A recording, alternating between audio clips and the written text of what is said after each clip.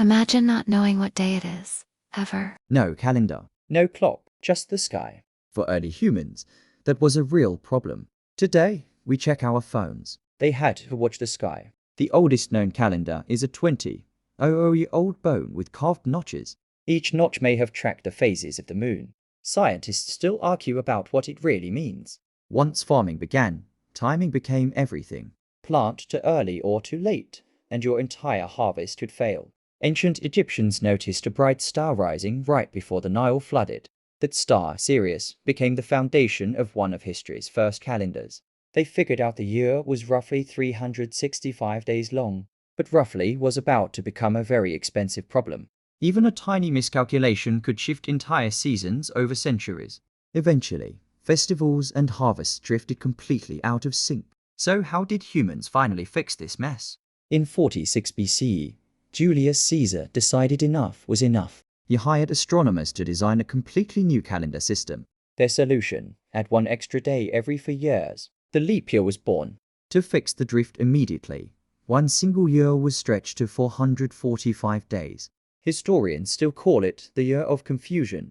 The Julian calendar then worked reasonably well for over 1,500 years. But it was still slightly off, about 11 minutes too long every year. Over centuries, those minutes added up to a 10-day error. By the 1500s, this was throwing of important religious holidays. In 1582, Pope Gregory XIII introduced a new, more precise calendar. To correct the drift instantly, 10 days were simply deleted from the calendar. People went to bed on October 4th and woke up on October 15th. Many people panicked, believing their lives had been shortened. Some countries refused to adopt it for centuries afterward. Eventually, the Gregorian calendar became the global standard we still use today. But not every culture agreed to count time the same way. The Chinese calendar took a completely different path. It tracks both the moon cycles and the sun's position at once. To stay balanced, they occasionally insert an entire extra leap month. The Islamic calendar ignores the sun completely, following only the moon. This means its months slowly drift through every season over time. Meanwhile, the ancient Maya built one of history's most complex calendar systems. They used several interlocking calendars running simultaneously. One of their cycles tracked time spanning over 5,000 years. This actually caused global panic in 2012 over rumors the world would end. In reality, it simply marked the start of a brand new cycle. The Hebrew calendar also balances lunar months with the solar year. It adds an extra month 7 times over every 19 years. Every culture solved the exact same problem in a completely different way, and every single one of them was mathematically brilliant. But one big mystery still remained. Why 7 days in a week? The 7-day week traces back to ancient Babylon. They could see exactly 7 moving objects in the sky: the sun, the moon, and 5 visible planets, each treated as sacred. Each day was eventually named after one of these 7 celestial bodies. That's literally why Sunday and Monday are named after the sun and moon. An idea from thousands of years ago is still sitting on your phone right now. The Romans later adopted this same 7-day structure. From there, it eventually spread and became a worldwide standard. Not everyone accepted it quietly, though. During the French Revolution, leaders tried replacing it with a 10-day week. People hated having fewer rest days, and the idea collapsed within years. The Soviet Union tried something even stranger in the 1930s. Workers had staggered rest days, so families rarely had days off together. That system was eventually scrapped, and the 7-day week returned.